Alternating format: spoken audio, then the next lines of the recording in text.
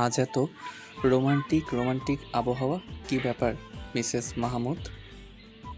মানে? প্রেমিক, প্রেম, কবিতা, তারপর নদীর পাড়ের। সায়নের কথা শেষ করার পূর্বেই অথসী শাড়ি নিয়ে ওয়াশরুমে চলে যায়। ওয়াশরুম থেকে বেরিয়ে সোজাসুজি বড়মার ঘরের দিকে যাচ্ছিল। ঠিক তখন কারোর সাথে ধাক্কা লাগে, দুজনেই পড়ে গিয়েছে। বেশ লেগেছে হাতে। অথচ উঠে পড়ে যাওয়া ব্যক্তির দিকে হাত বাড়িয়ে দিল। একটা মেয়ে, পরনে জিন্স, লেডিস টি শার্ট, বেশ ফিটিং কাপড় পরেছে, পায়ে হিল জুতো। অথচ হাত বাড়িয়ে মেয়েটিকে উঠিয়ে পড়ল। আমি দুঃখিত আপু, আমার জন্য। ইটস ওকে লেডি, দোষ দুজনের ছিল। বাই দ্য ওয়ে, আমি Sahara. Mrs Atasi Mahmud, wife of Shayan Mahmud. পেছন থেকে উত্তর দেয় সায়ান। এগিয়ে এসে অথসীর ডান হাত ধরে। তুমি? ও, কংগ্রাচুলেশন, বিয়ে করেছো তাহলে? হ্যাঁ, কেমন আছো সায়রা বানু? এই, তোমাকে না বলেছি আমাকে এই নামে ডাকবে না? কত সুন্দর নাম, কেন যে পছন্দ করো না। আচ্ছা থাকো, পরে কথা হচ্ছে। বড় মা ডাকছে অতসীকে। অতসীকে নিয়ে সায়ান দ্রুত চলে আসে, কিন্তু অতসীর মনে হচ্ছিল একজোড়া চোখ তাকিয়ে আছে এদিকেই। বিয়ের কনেকে সাজানোর দায়িত্ব অতসীর উপর এসে পড়েছে। সবার ধারণা অতসী খুব সুন্দর করে সাজাতে পারে, কিন্তু এটা ভুল। সে নিজেই তো ভালোভাবে কাজল দিতে পারে না। মেকআপের সাথে সম্পর্ক দূর দূরান্তের। অতসী বিয়ের কনের হাতে মেহেদি পরিয়ে দিচ্ছিল। হঠাৎ সেখানে সাহারা এসে উপস্থিত। মেয়েটার ব্যবহার অতসীর কাছে ভালো লেগেছে। ড্রেস সেন্স হয়তো ওয়েস্টার্ন বা হতেও পারে, দেশের বাইরে থাকে। কথায় কথায় জানতে পারলো বড় মার নাতনি হয়। হ্যাঁ, দেশের বাইরে ছিল। তোমার নাম যেন কি?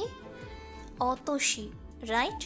তোমাকে না শাড়িতে আন্টি আন্টি লাগে। উত্তরটা বিয়ের কনেই দিল। বিয়ের কনে শাড়ি পরলে সবাইকে বড় বড় লাগে, এটা জানো না? আহ, এমন জিনিস পরার কি দরকার যা পরলে বড় বড় লাগবে? তো সে কিছুই বললো না, চুপচাপ কাজে মন দিচ্ছিল। কিন্তু সাহারার কথায় পালো না। আমি বুঝি না, সায়ানের টেস্ট এতটা বাজে হলো কবে থেকে? তোমাকে পছন্দ করলো খুন হিসেবে? তোমার তো কোনো ক্লাস নেই, না আছে অন্য কিছু। কিভাবে এসব পড়ো? মনে হয় গরুকে ঘাস পাতা খেতে দিয়েছে, ঘাস পাতা সহ গরু বসে বসে খাচ্ছে। No manners, no dressing sense, nothing. Bloody third class people. জি আপু, আমার কোনো বুদ্ধি নেই, তবে আমার এতটুকু বুদ্ধি আছে কোথায় কি পড়ে যেতে হয় অথবা কি বলতে হয়। শালীনতা বজায় রেখে সম্মান দিয়ে কথা বললে যদি থার্ড ক্লাস হতে হয়, তবে আমার কোনো আপত্তি নেই। অতসী খুব শান্ত গলায় উত্তর দিল। অতসী আর কোনো কথা না বলে চুপচাপ রুমে চলে আসে। এদিকে সায়ান অতসীকে খুঁজতে গিয়ে সবটা বিয়ের কনের থেকেই শোনায়। এটা বুঝতে বাকি নেই সাহারা সায়ানকে পছন্দ করে, অতসীকে মেনে নিতে পারছে না। তাই তো কিভাবে অতসীকে অপদস্থ করা যায় সে উপায় খুঁজতে ব্যস্ত। কয়েকজন মেয়ের সাথে বসেছিল সাহারা। প্ল্যান সিম্পল, অতসীকে অপমান করা। সায়ান ওদের দিকে এগিয়ে যাওয়ার সময় এটুকু শুনতে পায়, বারবার ঘুঘু তুমি খেয়ে যাও ধান, এবার ঘুঘু তোমার বাঁধিব পরাণ। কাছে গিয়ে সায়ান বেশ চিৎকার করে বলতে শুরু করে।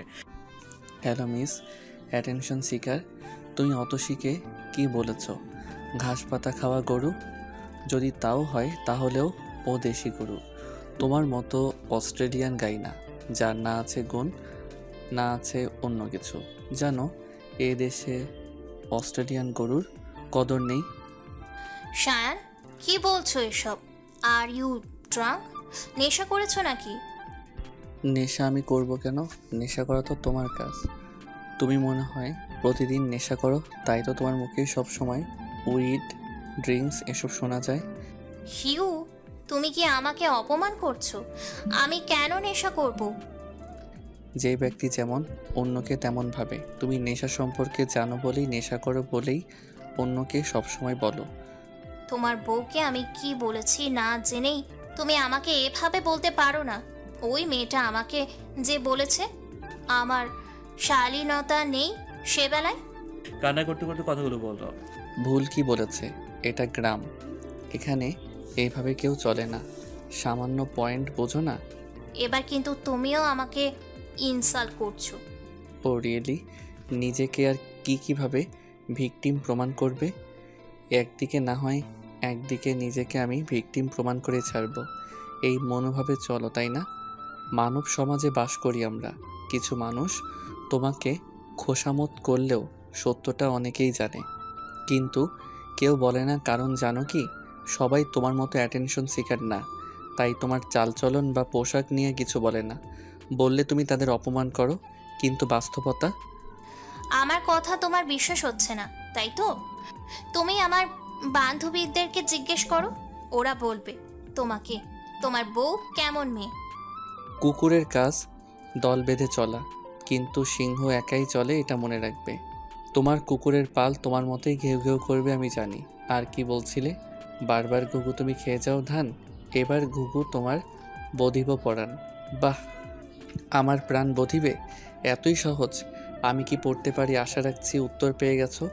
আমার সাথে লাগতে শোনা, খুব শান্ত স্বভাবের মানুষ, রেগে গেলে কি করে এর ধারণা তোমার নেই। নেক্সট টাইম অতসীর থেকে দূরে থাকবে। 10 ঘর পরে কোনো কাহিনী হলো, সেই কাহিনী নিজের মধ্যে টেনে নিজেকে এইভাবে অ্যাটেনশন দিতে যেও না। তোমাকে আমার আগে থেকে ভালো লাগে না। আমি এতটা বোকা না যে আজকে তোমার কোনো প্ল্যানে আমি ফেঁসে যাব। ছোট বয়সে যখন তোমার চক্রান্ত থেকে বেঁচেছিলাম। এটা আবার কি? নারীর বড় সম্পদ নারীর সম্মান। এভাবে ঠুনকো করে দিও না যাতে কেউ সম্মান না করে। ভালো থেকো। সায়ান অপেক্ষা করে না। এই মেয়েকে হাড়ে হাড়ে চেনে সায়ান। তখন সায়ানের বয়স 18 আর সাহারা 14 কি 15। সাহারার নিজের মনের কথা জানায়, কিন্তু সায়ান না করে দেয়। একদিন রাতে সায়ান ওয়াশরুম থেকে ফিরে এসে দেখে ওর বিছানায় অর্ধনগ্ন অবস্থায় শুয়ে আছে সাহারা। সে রাতে বুদ্ধি করে মায়ের ঘরে চলে যায় সায়ান, তাই সফল হতে পারেনি সাহারা। এই বাড়িতে ঘটিয়েছিল এত জঘন্য কাজ সাহারা। রুমে এসে ধপ করে অতসীর পাশে শুয়ে পড়ল সায়ান। রাগে গা জ্বলে যাচ্ছে, কিন্তু অতসীর দিকে সেদিকে খেয়াল নেই, দৃষ্টি বাহিরে। উঠে টেবিলের উপর থেকে পেয়ারা দুটো এনে অতসীর দিকে বাড়িয়ে দিয়ে বলল, মিসেস মাহমুদ, পেয়ারা খেলে কেউ প্রেগনেন্ট হয়ে যায় না, তুমি খেতে পারো। এত চিন্তার মতো কিছুই হয়নি। অতসী উঠে বসে পেয়ারা হাতে নিয়ে নির্লিপ্ত ভঙ্গিতে জিজ্ঞেস করলো, অনামিকা আপু সুস্থ হয়ে গেলেও কি আপনি আমাকে এইভাবে কেয়ার করবেন, নাকি চলে যেতে বলবেন? এমন প্রশ্ন সায়ান কিছু মুহূর্ত নীরব দৃষ্টি তাকিয়েছিল অতসীর দিকে। মুচকি হেসে অতসীর পাশে বসে 2 হাতের মধ্যে আবদ্ধ করে নেয় অতসীর বাঁ হাত। জিজ্ঞেস করে, আজকে হঠাৎ এমন প্রশ্ন? সাহারাকে বলা প্রতিটি কথা আমি শুনেছি। আপনি নিজেই যেখানে আমাকে সম্মান করেন না, সেখানে অন্য কে কি বলল এই নিয়ে অবশ্যই আপনার চিন্তার বিষয় হওয়ার কথা না। মানে? আপনি তো আমাকে আপুর জন্য বিয়ে করেছেন, তার দেখাশোনা করার জন্য। মনে পড়ে আপুর পাশে ঘুমিয়েছিলাম বলে আপনি আমাকে কত কথা শুনিয়েছিলেন? হ্যাঁ, সব মনে আছে। আপনি তো আপুকে ভালোবেসে বিয়ে করেছিলেন, তবে এখন একসাথে কি দুজন মানুষকে ভালোবাসা যায়? অনামিকার প্রতি আমার ফিলিংস কখনো ভালোবাসা ছিল কি না আমি জানি না, তবে এটা সত্য, আমি তোমাকে ভালোবাসি। মানে? শুরু থেকে ভালোবাসি। কিছু না। আচ্ছা, তুমিও তো দিহানকে ভালোবাসতে, ইচ্ছে করে না ওর কাছে চলে যেতে? দিহানের ভালোবাসার থেকেও আমি রাইমাকে বেশি ভালোবাসি। আমার প্রতি তোমার অনেক রাগ, তাই না? রাগ, হিংসে, জেদ মানুষকে পশু বানিয়ে দেয়। আমি মানুষ, এসব আমার না থাকাটাই শ্রেয়। সায়ান বুঝতে পারে অতসী তাকে উদ্দেশ্য করে এসে বলল, কারণ সায়ানের ব্যবহার সত্যি পশুর থেকে জঘন্য ছিল। হয়তো তোমার আমার অতীত এর জন্য দায়ী। আমার আপনার এমন কোনো অতীত নেই মিস্টার মাহমুদ, যে অতীতের জন্য আপনি এইভাবে আমার থেকে সব কেড়ে নিয়েছেন। সব ক্ষতিপূরণ কি আমার ভালোবাসা দিয়েও পূর্ণ হবে না? ভালোবাসা সে তো আমার একার ভাগ নয়। আপু সুস্থ হলে আমায় চলে যেতে হবে, কে বলেছে? এটাই বাস্তব। কথা দিচ্ছি সবসময় তোমার বিপদে ঢাল হয়ে দাঁড়াবো। আর আপু মেনে নেবে আমায়? হয়তো, হয়তো না। তবু আমি তোমাকে ছাড়তে পারবো না। অনামিকা যদি ডিভোর্স চাই আমি দিয়ে দিব, কেননা শুধুমাত্র আমাদের বিয়ে রেজিস্ট্রেশন হয়েছিল, মোট কথা কাবিন হলেও বিয়ে বাতিল করা যায়। বোন হয়ে বোনের সংসার ভাঙবো? স্বামী সংসার দিয়ে দিবে? আমার কিছু দিতে হবে না, সময় হলে আপনারা কেড়েই নেবেন। কথা শেষে অতসী জানালার পাশে এসে দাঁড়ায়। কিছুক্ষণ পর বরযাত্রী আসবে, শেষ প্রস্তুতি নিচ্ছে সবাই। চারদিকে মরিচবাতির আলোর ঝলকানি। মেয়েটা হাজারো স্বপ্ন গায়ে হলুদের গন্ধ নিয়ে অপেক্ষা করছে। অতসী স্বপ্ন দেখতে একদিন দিহান এভাবে এসে নিয়ে যাবে, কিন্তু যেদিন দিহানের জীবনে রাইমা চলে এসছে সেদিন থেকেই দিহানকে মনে করতে চায় না। অনেকদিন হলো মনেও পড়ে না। হয়তো মিস্টার মাহমুদ ধীরে ধীরে জায়গা করে নিচ্ছেন মন মস্তিষ্কে। একটা মানুষ সব সময় তোমার আশেপাশে থাকলে মানুষটার প্রতি তোমার আবেগ, অনুভূতি, মায়া জন্মাবে। এটা হিউম্যান সাইকোলজি। তাই তো বলে কায়া দেখলে মায়া বাড়ে। সারাদিন বাইরে কাটিয়ে সবেমাত্র দিহান বাসায় ফিরেছে। বিছানায় গায়ে দিতেই রাইমা চিৎকার করে উঠল। এসব কি? চিল্লাচ্ছ কেন? কি হয়েছে? ঘামে ভেজা শরীর নিয়ে পায়ে জুতো পরে কেউ বিছানায় ঘুমায়? আমি ঘুমাই, তোমার সমস্যা? হ্যাঁ, কারণ পরিষ্কার তো আমাকে করতে হয় না। তো করো না, ঘুম পাড়তে রেখেছি। প্যান প্যান বাদ দিয়ে উঠুন, ফ্রেশ হয়ে আসুন, তোয়ালে পরে বের হবেন না। দিহান এই পর্যায়ে উঠে বসে ভ্রুকুচকে তাকিয়ে জিজ্ঞেস করলো। মানে? আপনি তোয়ালে পরে বের হবেন না, তাই বলেছি। কেন, কন্ট্রোল হয় না বুঝি? হ্যাঁ তাই, এখন জলদি যান তো। দিহান ফ্রেশ হয়ে বেরিয়ে দেখলো রাইমা হালকা জলপাই রঙের শাড়ি পরেছে, চুলগুলো ছাড়া হালকা সাজগোজ। দিহানকে দেখে দিহানের দিকে পাঞ্জাবি বাড়িয়ে দিল রাইমা। কোথায় যাচ্ছ তুমি? আমি না, আমরা। নিন, পরে নিন। কোথায় যাব? বেড়াতে। আমার মোটেও এনার্জি নেই ড্রাইভ করার মতো। আপনি কি রিক্সা চালক? আপনি কেন চালাবেন? আমি রিক্সায় উঠি না। কেমন খোলামেলা, মনে হয় ঠাস করে পড়ে যাব। গেলে যাবেন, আর আমি আছি তো। এই যে শাড়ির আঁচল, বেঁধে রাখবো আপনাকে, পড়তে দিব না। রাইমার কথায় না পেরে দিহান বেরিয়ে আসে। আজ পুরো শহর ঘুরবে রিক্সায়। মুক্ত বাতাসে কিছুক্ষণ বিচরণ করলে ক্ষতি কি? পরের সেখানে বলি বেশ তো বলছো। কেমন আছে তোমার বান্ধবী? দিহানের এমন প্রশ্ন হয়তো রাইমার চমকানো উচিত ছিল, তবে খুব স্বাভাবিকভাবে উত্তর দিল। ভালো। ওর তো ফোন নেই, যোগাযোগ হলো কিভাবে? আপনার বন্ধুর নাম্বার দিয়ে। কেমন আছে আমার লেডি? শায়ান কি এখনো মারে? খুব নির্লিপ্ত ভাষায় জিজ্ঞেস করলো দিহান। ভালো আছে না, এখন স্বাভাবিক সব। কিছু বলেছে? অনামিকা সুস্থ হলে কি করবে একবার ভেবে দেখেছে? কেন পড়ে আছে? আর যাই করুক, আপনার কাছে ফিরবে না। হয়তো গলায় কলসি বেঁধে নদীতে লাফ দেবে, তবুও ফিরবে না। কারণ আমি আমার সংসার সে নষ্ট করবে না। আমি আপনার লেডির জায়গা নয়, আপনার জীবনে রাইমার জায়গা চাইছি। একটু সাহায্য করুন, কারণ আমার হাসি কান্নার মাঝেও আপনার লেডি নিজের অনুভূতি খুঁজে বেড়ায়। আমাকে কিছু সময় দাও। আমি যে প্রতিজ্ঞাবদ্ধ, অবশ্যই তোমাকে অধিকার দিব, কিন্তু প্লিজ আশা করি বুঝবে। রাইমা কথা না পেরে নিজ থেকে দিহানের হাত খুব শক্ত করে ধরে কাঁধে মাথায় এলিয়ে দিল। হোক না দেরি, তবুও মানুষটাকে ছাড়া যে এখন চলছেই না। অধিকার মাঝে মধ্যে আদায় করে নিতে হয়। কে আগে এগিয়ে আসবে এইভাবে কুয়াশার আড়ালে সূর্যকে তো প্রত্যাখ্যান করা যায় না। বিয়েবাড়ির সব কাজ সবে মাত্র অতসী বিছানায় গায়ে এলিয়ে দিয়েছে শেষ করেই। সায়ান ব্যস্ত অতসীর হাত নিয়ে আঁকিবুকি করতে। আচ্ছা, মেয়েদের হাত এত নরম হয় কেন? মমতাময়ীর হাত? কে বলেছে মমতাময়ীর হাত? এগুলো রাক্ষসীর হাত। এত বড় বড় নখ। মনে মনে কথাগুলো বলেই মুচকি হাসল সায়ান। ইতিমধ্যেই অতসী তখন গভীর ঘুমে। বেড সুইচ টিপে লাইটস অফ করে দিল সায়ান। তেনাদের ভয়ে তো অতসী আগে থেকেই কাছাকাছি। খুব দ্রুত ঘুমের সাগরে ডুব দিল সায়ান। রাত তখন বেশ, বারবার কল আসছে সায়ানের ফোনে। ঘুম ঘুম চোখে তাকিয়ে রেখে ইফাত কল দিয়েছে। ইফু বল। তুই কি এখন আসতে পারবি? কেন? অনামিকার অবস্থা ভালো না, রেসপন্স খুব কম, মনে হচ্ছে অ্যাটাক হয়েছে। আমি ওকে হসপিটালাইজ করেছি, যে কোনো কিছু হতে পারে, পারলে জলদি আয়। আকাশে মেঘ জমতে শুরু করেছে। কিছুক্ষণের মধ্যে হয়তো বৃষ্টি নামবে। সায়ানের বুকে চুপটি মেরে ঘুমিয়ে আছে অতসী, কিন্তু সায়ান তখন ইফাতের সাথে কথা বলতে ব্যস্ত। এত রাতে অতসীকে নিয়ে ফিরে যাওয়া বোধহয় সম্ভব না। তাছাড়া এলাকায় পানি দিন দিন বাড়ছে। যেতে হলো নদীর ধারে রাস্তা দিয়ে যেতে হবে। আল্লাহ না করুক যদি কিছু হয়। সায়ান একা থাকলে হয়তো বেরিয়ে যেত, কিন্তু অতসীর জন্য মোটেও রিস্ক নিতে যাচ্ছে না। এদিকে অনামিকার জন্য খারাপ লাগছে। মেয়েটা খুব ছোট বয়সে সব হারিয়েছে, কিন্তু অনামিকা অতসী দুজনের কথা একত্রে মনে হলে একটা ধোঁয়াশার সৃষ্টি করে।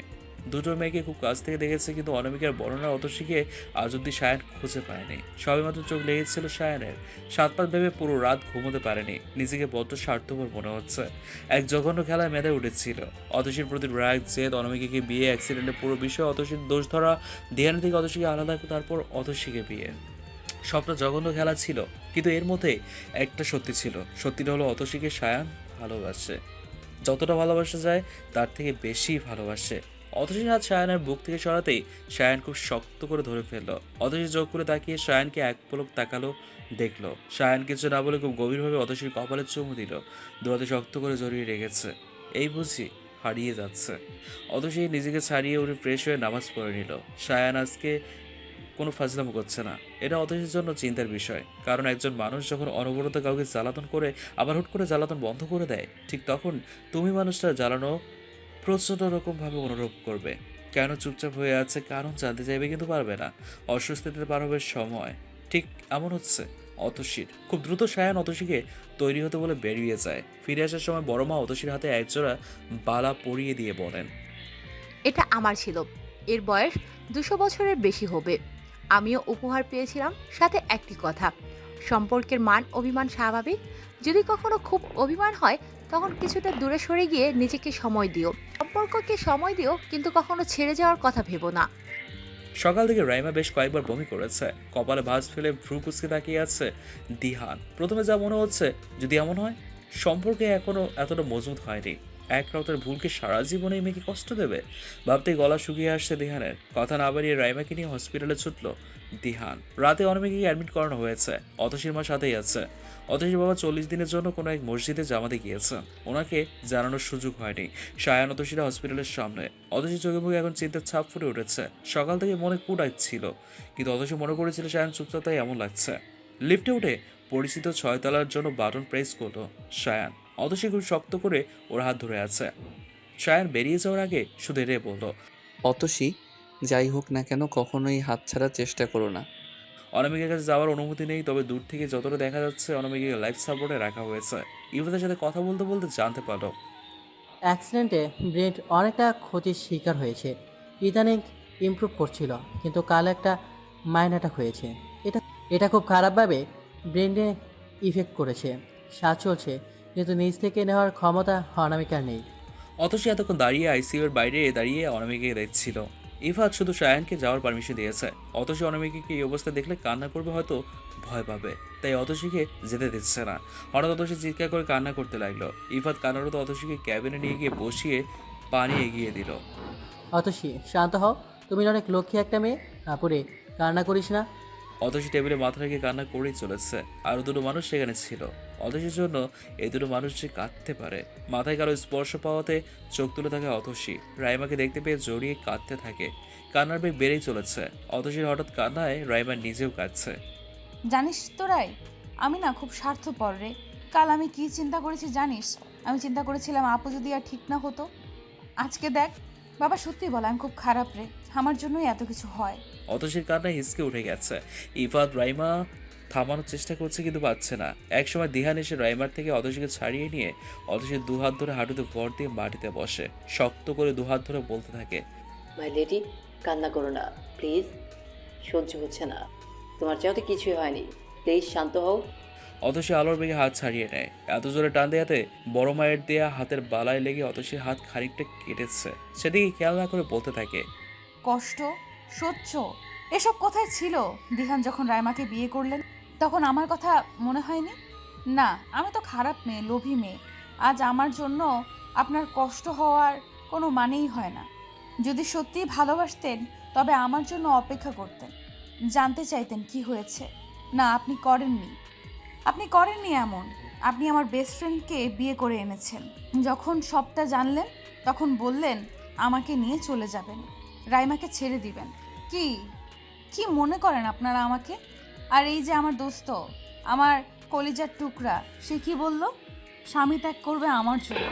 হ্যাঁ, আমি কত অভাগী। সবাই শুধু দান করতে চায়। বাইরে থেকে অতসী চিৎকার শুনে সায়ান দ্রুত ক্যাবিনে প্রবেশ করে। অতসীকে পাগলের মতো প্রলাপ করতে দেখে খুব শক্ত করে জড়িয়ে ধরেছে। দিহান চুপচাপ তাকিয়ে আছে ওদের দিকে। সবাই হয়তো ভেবেছিল অতসী শান্ত হবে, কিন্তু অতসী আরও রেগে যায়। সায়ানকে ধাক্কা দিয়ে সরিয়ে দেয়। না জানি এত শক্তি কোথায় পাচ্ছে আজ সে। হ্যাঁ, আপনি আমাকে স্পর্শ করবেন না মিস্টার মাহমুদ। আপনার জন্য আজ আমার এই অবস্থা। আপনি কেন এসেছেন আমার জীবনে? আমি তো ভালোই ছিলাম, যেমন ছিলাম। রাতে অন্তত শান্তির শ্বাস নিতে পারতাম। কিন্তু যখন আপনি এলেন, সময় বদলে দিয়েছেন, সব বদলে দিয়েছেন। আমার সব শেষ, সব। কি মনে করেছেন কি আমার কোনো আত্মসম্মান বোধ নেই? কিছু বলি না, চুপচাপ থাকি, তাই আমার কোনো অনুভূতি নেই? যখন যার যেমন ইচ্ছা ব্যবহার করবেন। কেন আমাকে মানুষ বলে মনে হয় না? আমি আপনাকে কোনো দিন মাফ করব না, কোনো দিন না। আপনাদের কাউকে কোনো দিন মাফ করব না। মানুষের সবকিছুই ছোট ছোট, জীবন ছোট, ভালোবাসাবাসির দিন ছোট, শুধু দুঃখের দিনকাল দীর্ঘ। হুমায়ুন আহমেদের এই কথাটা হয়তো সত্যি। অথচের জন্য সুখের সময়কালগুলো খুব ছোট ছিল, সবেমাত্র সুখের গণ্ডিতে পা রেখেছিল। সুখ হয়তো ধরাছোঁয়ার বাহিরে। পাগলের প্রলাপ করে অতসী একসময় নিস্তেজ হয়ে পড়েছে। সায়ান বা দিহান কেউ তোলেনি। ইফাত দুহাতে আঁকড়ে তুলে কাউচে শুয়ে দিয়েছে। ব্লাড প্রেশার একদম লো। এত কম ব্লাড প্রেশারের জন্য মানুষের বেশ ক্ষতি, এমনকি অ্যাটাক হওয়ার সম্ভাবনা থাকে। রাইমা ঠায় বসে আছে অতসীর পাশে। অতসীর মাথা কোলে নিয়ে বসে আছে অতসীর মা। বাবা, তুমি তো ডক্টর, এমন কিছু দাও আমার মেয়েকে যেন ও মরে যায়। ওর মতো মেয়ে বেঁচে থেকে কি করবে? আজ সত্যি মনে হচ্ছে ওর বাবা ঠিক বলে, ও আসলেই কুফা, না হলে অভাগীর কপাল যেদিকে যায় পুড়তে পুড়তে কেন যায়। তোমরা ওকে মেরে ফেলো। আমি তো মা, সহ্য করতে পারবো না। আমি নামাজে বসবো বাবা। আল্লাহর কাছে এই প্রথম আমি আমার মেয়ের মৃত্যু চাইবো, তোমাদের সুখের জন্য। শুনেছি মা বাবা আল্লাহর দরবারে সন্তানের জন্য যা চায় মুখ ফুটে বলে আল্লাহ তাআলার ফেরেশতা, নাকি সাথে সাথে আমিন বলে। এতদিন ওর বাবা চাইতো, আজ মা হয়ে আমিও চাইছি। ওকে মেরে ফেলো। বেঁচে থাকলে শুধু অবহেলায় পড়ে থাকবে। কথাগুলো শেষ করে অতসীর মা দ্রুত উঠে চলে যায়। অতসীর মাথা ওর মায়ের কোলে ছিল। উঠে যাওয়াতে অতসী কাউচের থেকে কিছুটা নিচে পড়ে যাচ্ছিল। রাইমা আগে দিহান হাত পাতে। দিহানের হাতে অতসীর মাথা এলিয়ে আছে। চুলগুলো পুরো মুখে ছড়িয়ে পড়েছে। এক হাতে অতসীর চুলগুলো সরিয়ে দিচ্ছিল দিহান। অতসীর চেহারার পরিবর্তন বেশ স্পষ্টত। চোখ মুখ বেশ শুকনো। চোখের কার্নিশে এক ফোঁটা পানি গড়িয়ে পড়ার অপেক্ষায়। কি এমন হতো কিছুদিন অপেক্ষা করলে? হ্যাঁ, অতসীর কান্নামুখ কখনো দিহানের পছন্দ ছিল না। সে বার যখন অনামিকা সায়ানের বিয়ের জন্য গিয়েছিল গ্রামে, তখন অতসীর বাবা ওকে বাড়ি ভর্তি মানুষের সামনে বকেছিল, বাড়ি থেকে চলে যেতে বলেছিল। তখন অতসী চুপচাপ দাঁড়িয়ে অসহায়ভাবে তাকিয়েছিল পুকুরের পানির দিকে। বিকেলে যখন অনামিকার গায়ে হলুদ শুরু হলো, অতসীর বাবা সবার সামনে অতসীকে ডেকে বলেছিল রীতিনীতি শেষ না হওয়া অবধি অতসী যেন বাড়িতে না আসে। টকটকে লাল পাড়ের হলুদ শাড়ি পরে অতসী হয়তো এসেছিল সবার মতো হলুদে থাকতে, কিন্তু ওই যে ওর বাবা তো মানে অতসী গোফা, শুভ কাজে থাকতে নেই। অতসী সে বিকেলে পুরোটা গ্রামের বাড়ির দিঘির পাশে বসেছিল। অনুষ্ঠান শুরু হলো সন্ধ্যাবেলা। মেয়েটার তো আবার তেনাদের ভয়ে গুটিসুটি মেরে বসে থাকা অতসীকে দেখে প্রথমবার প্রেমে পড়েছিল দিহান। শুনেছি করুণা থেকে ভালোবাসা জন্মায়, হয়তো অতসীর প্রতি দিহানের করুণা ছিল। এখানে কি করছেন? অতসী একবার দিহানের দিকে তাকিয়ে আবার পানির দিকে তাকালো। দিহান অতসীর পাশে বসে ওর দৃষ্টি অনুসরণ করে বলল, বাহ, মানতেই হবে, আপনি তো খুব সাহসী মেয়ে।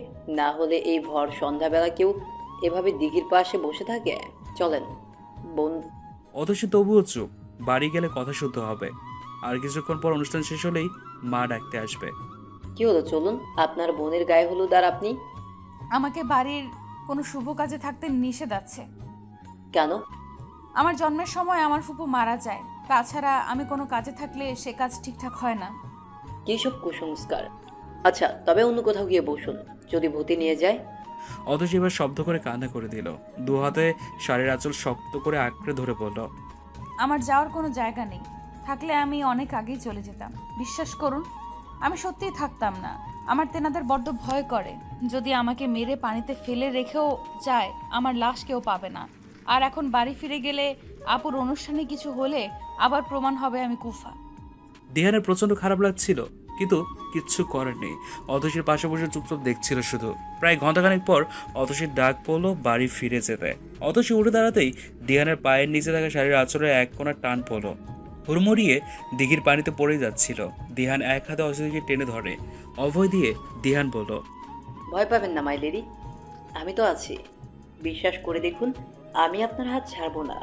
কারো ধাক্কায় দিহান অতীত থেকে বাস্তবে ফিরে আসে। ধাক্কাটার কেউ নয়, শায়ান দিয়েছে। দিহানকে সরিয়ে শায়ান অতসীকে কোলে তুলে নেয়। পা বাড়ায় দরজার দিকে। দিহান বাধা দিয়ে জিজ্ঞেস করে, শায়ান, এই অবস্থায় কোথায় নিয়ে যাচ্ছিস? বাসায়। এখনও ট্রিটমেন্ট প্রয়োজন। ও এতটা অসুস্থ না যে হসপিটালাইজড করতে হবে। Leave her Shayan, leave my lady. No, she is my wife and don't you dare to touch her. Dihan এর পর্যায়ে বেশ রেগে যায়। বলতে থাকে, কয় বউ লাগে তোর? হ্যাঁ, আজকে তোর ওয়াইফ। যেদিন মেরেছিস সেদিন অত্যাচারের সময় মনে ছিল না? আজকে হঠাৎ তোর ওয়াইফ হয়ে গেল। আজ যদি বলি তোর জন্য লেডির এই অবস্থা, তুই কেন সব শেষ করে দিলি? আমার সাথে কি ভালো ছিল না? ছিল তো। আমরা বিয়ে করে নিতাম। ওকে নেওয়ার ব্যবস্থা করে ফেলেছিলাম, কিন্তু ফিরে আসার আগেই তুই সব শেষ করে দিয়েছিস। দিহানের দিকে তাকিয়ে সায়ান খুব শান্ত ভঙ্গিতে উত্তর দিল। আমার বুকে অতসীকে দেখে তোর যেমন কষ্ট হয়, ঠিক তেমন তোর পাশে অতসীকে দেখেও আমার কষ্ট হতো। অতসীকে তুই যখন লেডি বলে ডাকতি তখন মনে হতো আমি তোর ঠোঁট কেটে ফেলি। তোর শার্টে যখন অতসীর চোখের কাজল লেগে থাকতো আমার কি ইচ্ছে হতো জানিস? তোর হৃৎপিণ্ড বরাবর ছুরি দিয়ে আঘাত করি। তোর জন্য অতসীর হাসি অপেক্ষা সব আমাকে হিংস্র করে তুলতো, কারণ অতসী শুধু আমার। এই যে ওর দুহাত, এই দুহাত শুধু আমাকে জড়িয়ে ধরার জন্য। এই চোখের কাজল, ঠোঁটের লিপস্টিক, শাড়ির আঁচল সব শুধু আমার জন্য। অথচ তুই কি করতি? তুই আমার সামনে অতসীর আঁচলে মুখ মুছে নিতি। এসব বড্ড লাগতো, পুড়িয়ে শেষ করে দিচ্ছিল আমায়। তাই তো শায়ান, তুই কি পাগল হয়ে গেছিস? তোর চিকিৎসা প্রয়োজন। ইফাত, ওকে মনোবিজ্ঞানের সাথে যোগাযোগ করতে বল। আমাকে যেতে দে দিহান, অতসীর রেস্ট প্রয়োজন। এত যখন অচ্ছিকে ভালোবাসিস, তাহলে অনামিকাকে বিয়ে কেন করেছিলি? নাকি বিয়ের পর? তুই ভালোবাসার 5 মাস 17 দিন 23 ঘন্টার আগে থেকে আমি অতসীকে ভালোবাসি। তাহলে কেন এত কষ্ট দিচ্ছিস? জানিস না ভালোবাসাকে মুক্ত রাখতে হয়? আমার ভালোবাসা আমাতেই আবদ্ধ থাকবে। অতসীকে বিয়ে আমি প্রতিশোধ নিতে করেছিলাম। যে মেয়ে আমাকে বিয়ে করবে না বলে আমার মাকে অপমান করেছিল, সেই মেয়ে কিভাবে আমার বন্ধুর প্রেমে পড়ল? আমাকে ভালোবাসতে আমি ওকে বাধ্য করেছি। আশা করছি উত্তর পেয়ে গেছিস। পেছন থেকে অতসীর মা নির্লিপ্ত কণ্ঠে বলল। তোমার বাড়ি থেকে অতসীর জন্য বিয়ের প্রস্তাব আসেনি, এমনকি অতসী তোমার মাকে অপমান করেনি, করেছিল তোমার প্রথম স্ত্রী অনামিকা। কিছুক্ষণ আগে একজন নার্স এসে রাইমার রিপোর্ট দিয়ে গিয়েছে। Report negative, normal food poisoning. শুধু শুধু দিহান তো চিন্তা করছিল, হয়তো মনের কোণে এখনো আসার প্রদীপ ক্ষীণ আলো দিয়ে যাচ্ছে। অথচ ভেবে তাই হয়তো বাবা হওয়ার সুখের খবর থেকেও নিজেকে বঞ্চিত রাখতে চাইছে। খুব সাবধানে হাতে চুরি সহ বালাজোড়া খুলে নিল রাইমা, আর ড্রেসিং করছে ইফাত। অতসীর মা চুপচাপ বসে আছে। মেয়ের জীবনের থেকে অতীত বড় নয়, হ্যাঁ আজ সে বলবে, কিন্তু অতসীর ট্রিটমেন্ট বেশি প্রয়োজন ছিল। সায়ানের বুকে মাথা এলিয়ে আছে অতসী, জ্ঞান ফিরেছে, কিন্তু সায়ান ছাড়েনি। অদ্ভুত, দুই বন্ধুর কাছে এই মেয়েটা যেন একটা পুতুল মাত্র। দিহান অতসীকে সায়ানের কাছে থাকতে দিতে নারাজ, অথচ সায়ানের অধিকারের কাছে দিহান নিরুপায়। জ্ঞান ফিরে সায়ান অতসীর সামনে জুসের গ্লাস এগিয়ে দিলে দিহান বাধা দিয়ে বলে, লেডি কখনো জুস খায় না, শি জাস্ট হেট ইট। স্ত্রী বলিস আর এটা জানিস না? কথা শেষ করে দিহান অতসীর দিকে ডাবের পানি এগিয়ে দেয়। এ পর্যায়ে সায়ান বলে, তুই কেমন প্রেমিক পুরুষ! প্রাক্তন প্রেমিকা ডাবের পানি খায় না, তুই এটাও জানিস না? ইফাদের মনে হচ্ছে দুশালার মাথা ফাটিয়ে দিতে শুরু করেছেটা কি? ন্যাকামা হচ্ছে। রাইমার দিকে তাকালো ইফাত। মেয়েটার মনে না জানি কি চলছে, অদ্ভুত। রাইমা হাসে। এই কেমন মেয়ে রে বাবা? স্বামী অন্য মেয়ের জন্য এতটা আবেগে, অথচ এই মেয়ে মজা নিচ্ছে। সব কয়টা পাগল। এদের মাঝে আমি থাকলে আমিও পাগল হয়ে যাব। এসব মনে মনে ভাবছিল ইফাত। হাতের গ্লাস এগিয়ে দিল অতসীর দিকে। অতসী 3 শ্বাসে পুরো 1 গ্লাস গ্লুকোজ মেশানো পানি খেয়ে নিল।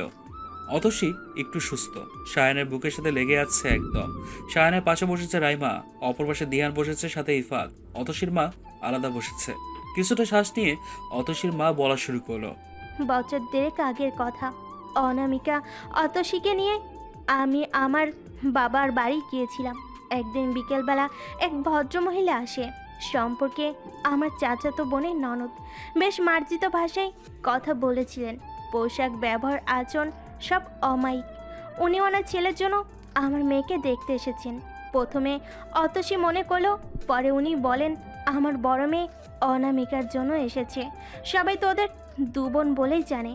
অনামিকাকে দেখে বেশ পছন্দ হয়। ছেলে কি করে জিজ্ঞেস করলে উনি বলেছিলেন, হালাল পথে যা ইনকাম হয় আর কি, ছোট একটা বিজনেস আছে, বাবা ছেলে মিলে তাই দেখাশোনা করে। ছেলে সন্তান একটাই আমার, আমাদের যা আছে সব ওর। কিছুক্ষণ পর অনামিকা বেশ তেতে ওঠে, কারণ ছোট ব্যবসায়ী হয়ে অনামিকাকে বিয়ের প্রস্তাব দেওয়ার সাহস হয় কি করে? অনামিকা রূপে রূপবতী, গুণে গুণবতী, অবশ্যই অনেক ভালো ফ্যামিলি পাওয়ার যোগ্যতা রাখে। সাহস কি করে হয় ওই মহিলার এসব বলার? এমন অনেক কটু কথা সেদিন অনামিকা ভদ্র মহিলাকে শুনিয়েছিল। ভদ্র মহিলা চুপচাপ শুনে শুধু উত্তর দিয়েছিল, তুমি একবার আমার ছেলের সাথে যোগাযোগ করে দেখো। অনামিকা কোনো কথা না বলে দ্রুত পা চালিয়ে চলে যায়। ভদ্রমহিলা এক ঘর মানুষের সামনে অপমানিত হয়। হয়তো উনি সেদিন মনে প্রচণ্ড আঘাত নিয়ে বেরিয়েছিল। এটুকু বলে থামলো অতসীর মা। অতসী সায়ানের বুকে মাথা রেখে শুনছিল সব। হঠাৎ মনে হচ্ছে মিস্টার মাহমুদের হৃদস্পন্দন অনেকটা বেড়ে গেছে, ঘাড়ে প্রচন্ড ব্যথা হচ্ছে, সাথে মাথা ফেটে যাচ্ছে। আমার অনুভূতি হওয়া সত্ত্বেও সায়ানের হাতে আলতোভাবে হাত রাখলো অতসী। সায়ান নিজের মধ্যে ডুবেছিল। অতসীর স্পর্শকে নিজেকে সামনে নিল। অতসীর দুহাত নিজের হাতে বদ্ধ করে জিজ্ঞেস করলো, এটা কি করে সম্ভব? মাকে তো আমি অতসীকে দেখিয়েছিলাম। ইফাত সেদিন আমার সাথে ছিল, তাহলে মা কেন অনামিকার সাথে বিয়ের কথা বলতে গেল? সায়ানের কথা শেষ হওয়ার আগেই ইফাত বলল, তাহলে আন্টি, অতসীর কথা বলো তো। মেয়ের বোন অনেক ভালো, তুই মেয়ের বোনকে যদি বিয়ে করতে চাস তাহলে এনে দিব। অতসী ধীর গলায় বলে, আমি জানতাম না উনি আপনার মা। সেদিন নদীর পাড়ে বসেছিলাম, হঠাৎ দেখলাম আন্টিটা হাঁটতে পারছে না, শ্বাসকষ্ট হচ্ছে। তাই দ্রুত ওনার কাছে গিয়ে জিজ্ঞেস করতেই ইশারায় ইনহেলাল বের করে দিতে বলে। ওনার অবস্থা সত্যিই খারাপ ছিল, উনি নিচ থেকে বের করতে পারছিলেন না। দ্রুত স্প্রে দেওয়ার পর বুঝলাম এটা হার্ট পেশেন্টদের দেওয়া হয়। কিছুক্ষণ পর উনি কিছুটা সুস্থ হলে পাশের বাড়িতে নিয়ে পানি খাইয়ে হাত মুখে পানি দিয়ে দিচ্ছিলাম। তখন উনি আমার পরিচয় জিজ্ঞেস করে। আমি জানতাম না এত কিছু, ততক্ষণে বাড়িতে এত কিছু হয়ে গেছে। এটাই ছিল আন্টির সাথে আমার প্রথম দেখা। দ্বিতীয়বার দেখা হয় সরাসরি আপনাদের বিয়েতে। দিহান এতক্ষণ চুপচাপ ছিল, এক সময় বলে উঠল, এত কথার মাঝেও কথা কিন্তু সেই থেকে গেল। অনামিকার এত সমস্যা থাকলে কয়েকদিন পর কেন সে সায়ানের সাথে দেখা করলো এবং এবং এবং কেন সব দোষ সেরিয়ে দিল? এসবের উত্তর কিন্তু শুধু অনামিকা দিতে পারবে, তাছাড়া অন্য কেউ নয়। প্রয়োজন হলে অনামিকাকে আমার সুস্থ চাই ইফাত। এই দুয়ার অন্ত একমাত্র অনামিকার সুস্থতাই কাটবে। নামাজ শেষে মোনাজাতের সময় ডুকরে উঠে কেঁদে উঠলেন আমিনুর সাহেব। ইদানি মেয়েটার জন্য মনটা বেশ ছটফট করছে। বোনের একমাত্র শেষ অংশ এই মেয়েটা, কখনো কোনো কিছুতে কমতি রাখেনি। বাবা মা দুটোই হয়েছে, এদের মেয়েটা না হলে কোথায় যেত? সবাই এই মেয়েটাকে কেন এত কষ্ট দেয়? আল্লাহ, এই জীবনে যদি আমি কোনোদিন কোনো ভালো কাজ করে থাকি, কারো একটু কাজেও সাহায্য করে থাকি, একটু পুণ্যের বিনিময় হলেও তুমি আমার মেয়েকে সুস্থ করে দাও। মোনাজাতে কথাগুলো বলছিল, সাথে চোখের পানি ফেলছিল আমিনুর সাহেব। নামাজ শেষে সবাই গোল হয়ে বসে আছে। হুজুর সাহেব হাদিস বলছে, হযরত মুসা আলাইহিস সালাম ছিলেন অনেক বেশি কৌতূহলী। তিনি যে কোনো বিষয়ে তার মনের মতো জবাব হওয়ার আগ অব্দি আল্লাহর কাছে প্রশ্ন করতেই থাকতেন। তো একবার হযরত মুসা আলাইহিস সালাম আল্লাহকে প্রশ্ন করলেন, হে আমার রব, আপনি যখন বান্দার উপর খুশি হন তখন কি করেন? আল্লাহ সুবহানাহু তাআলা বলেন, আমি তখন তোমাদের উপর বৃষ্টি বর্ষণ করি। এরপর তিনি আবার প্রশ্ন করলেন, এর চেয়ে যখন বেশি খুশি হন তখন কি করেন? মহান পরওয়ারদিগার বললেন, তখন আমি তোমাদের ঘরে মেহমান দেই। তো মুসা আলাইহিস সালাম পুনরায় প্রশ্ন করলেন, তাহলে আপনি যখন সবচেয়ে বেশি খুশি হন বান্দার উপর তখন কি করেন? মহান দয়াময় আল্লাহ সুবহানাহু তাআলা বললেন, হে মুসা, শুনে রাখো, আমি যখন বান্দার উপর সবচেয়ে বেশি খুশি থাকি তখন তোমাদের ঘরে কন্যা সন্তান দেই। কন্যা সন্তান? হ্যাঁ। আমিনুর সাহেবের মন এখন অতসীর চিন্তা করছে। মেয়েটা সব সহ্য করে, অনেক অত্যাচার তো নিজেই করেছি, কিন্তু এভাবে রাগের বশে, জেদের বশে সায়ানের সাথে বিয়ে দিয়ে মেয়েটার জীবন অনিশ্চয়তার বেড়ার জালে বন্দি। অনামিকা সুস্থ হলে অতসীর কি হবে? এক মেয়ের জন্য আমি কিভাবে পারলাম অন্যজনের ভবিষ্যৎ নষ্ট করতে? হয়তো এভাবেই শুরু হচ্ছে আমিনুর সাহেবের অনুতাপের অধ্যায়। দিহানের হাত থেকে সিগারেট নিয়ে মুখে দিল ইফাত। সায়ানের পাগলামো, জেদ বা যাই হোক না কেন, এগুলোর জন্য 5টা লাইফে আজ অশান্তি। একটা দীর্ঘশ্বাস ফেলে ইফাত বলতে লাগলো, সায়ান আমাদের ছোটবেলার বন্ধু। আমরা 3 জন। আমাদের বন্ধুত্ব সবার হিংসের কারণ ছিল। একসাথে উচ্চ মাধ্যমিক পাস, তারপর আলাদা হয়ে গেলাম, কিন্তু দিন শেষে আমরা এক। জানিস তো সায়ানের জেদ, ও কখনো জেদ করে না, কিন্তু যা চায় তাও ওর চাই। কোনোভাবে নিজেকে সামলাতে পারে না। আর অতসী তো ভালোবাসা, অতসীকে ছাড়া হয়তো ওর সব শেষ করে দিত। জানি আমি অতসীকে আগলে রাখবে, কিন্তু আমি কি করব? নির্লিপ্ত কণ্ঠে জবাব দিহানের। এখন সময় সায়ানের পাশে দাঁড়ানো। অনামিকা নামক যে রহস্য সমাধান আগে করতে হবে। হ্যাঁ, কিন্তু তারপর লেডির কি হবে? তুই রাইমাকে ছাড়িস না, মেয়েটা তোর দোষ নেই। দোষ তো আমার বা লেডির কেউ নেই। তোর লেডি নাক অন্য সহধর্মিনী, তুই অনেক ভাগ্যবান। অতসীর প্রথম প্রেম তুই কতটা ভালোবাসিস এখন প্রমাণ করার সময়। ভালোবাসার মানুষকে নিজে করে পেতেই হবে এমন তো নয়, দূর থেকেও ভালোবাসা যায়। তুই না হয় তাই কর। অতসীকে শায়ানকে সাপোর্ট দিতে হবে। অতসীকে দুই বন্ধুর মাঝে টেনে এনে সম্পর্কটা নষ্ট করিস না। আমাদের বন্ধুত্ব এতটা ঠুমকো নয় যে এভাবে ভাঙবে। তবে উৎসিকে শায়ান কষ্ট দিলে আমি ছেড়ে দিব না। শায়ান যে সাইকোল, আবার যে ছেলেটা মেয়েদের দিকে তাকায় না, সে ছেলে একটা মেয়ের জন্য কি থুলকালাম বাঁধিয়েছে। রহস্য তো রয়ে যাচ্ছে অনামিকা, যার জন্য 3টা জীবন অনিশ্চিত হয়ে দাঁড়াচ্ছে, সুস্থ হবে না? আশা করছি খুব দ্রুত। অতসী ঘুমিয়ে আছে। একটা চেনা স্পর্শ স্পর্শ সুবাস ঘিরে রেখেছে। চোখ না খুলে বুঝতে পারলো মায়ের বুকে ঘুমিয়ে আছে। আচ্ছা, আল্লাহ এখানে এত শান্তি কেন দিয়েছে? এতটা শান্তি এই বুকে মাথা রেখে হাসতে হাসতে চোখের পানি ফেলা যায়, অভিমান করা যায়। রাত 2:13, অর্থাৎ 2 মিনিট কম 2:15 বাজে। সায়ান সবেমাত্র ফিরল।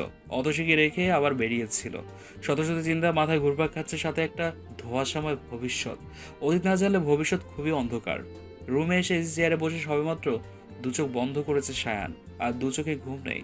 মায়ের কথা বড্ড মনে পড়ছে তার। মা তবে কেন এসব বলেনি? অনামিকে অপমান করেছিল অতসী না। এসবের উত্তর শুধুই মা দিতে পারত। হঠাৎ কারো হাতের স্পর্শ অনুভব করে সায়ান। অতসী চুপচাপ এসে সায়ানের পাশে দাঁড়িয়েছে।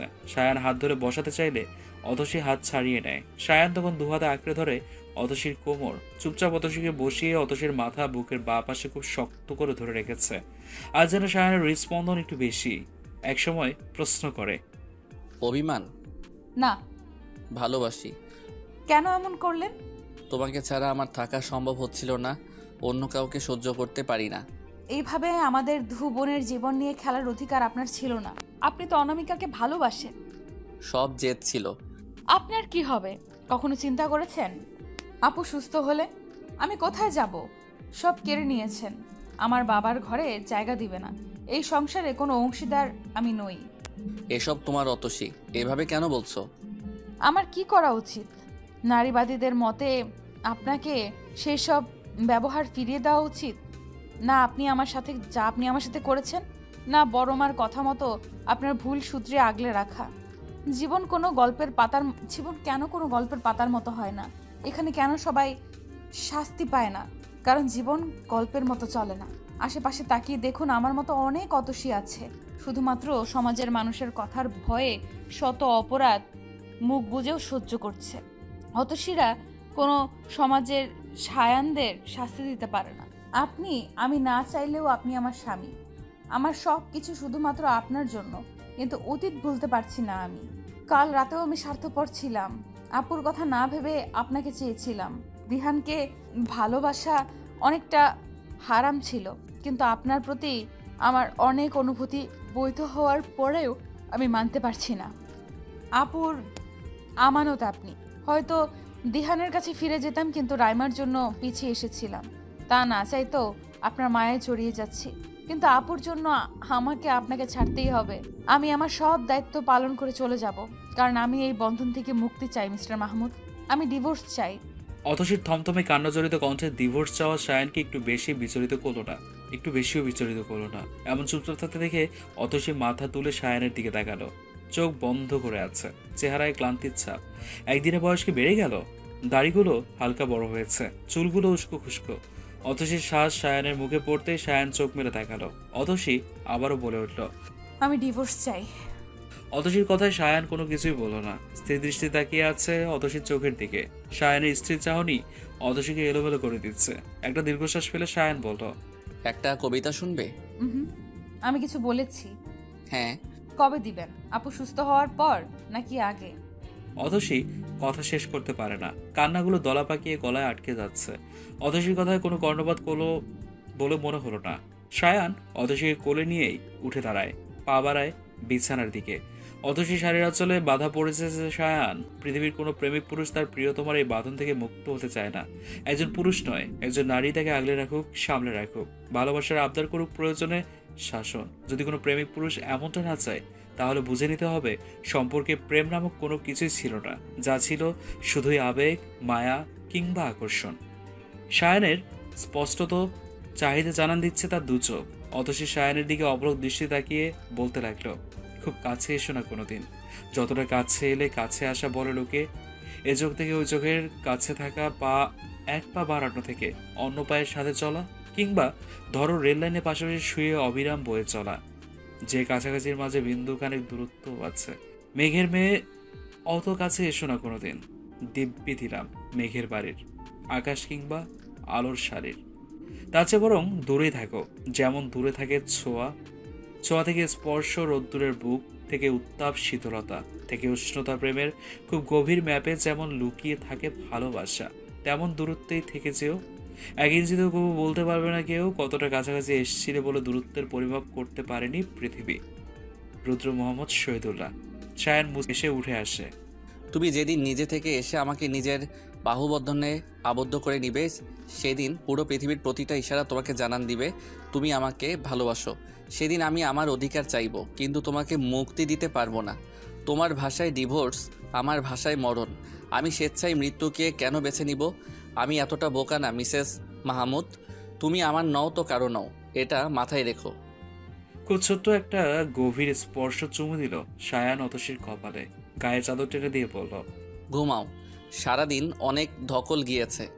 বেহালায় সুর তুলেছে রেদোয়ান, আজ হঠাৎ ইচ্ছে করছে। অফিসে নিজের ক্যাবিনে বসেই সুর তুলেছে Redwan. Every time in my dreams গানের সুর তুলেছে। হ্যাঁ, ইদানিং সে বড্ড মিস করে। হাসি হাসি মুখ, গালের তিল, হাত নাড়িয়ে কথা বলা, মেয়েটা হাসলে যেন চোখ দুটো হাসে। ইদানিং নিঃসঙ্গ সময় বড্ড পোড়ায়।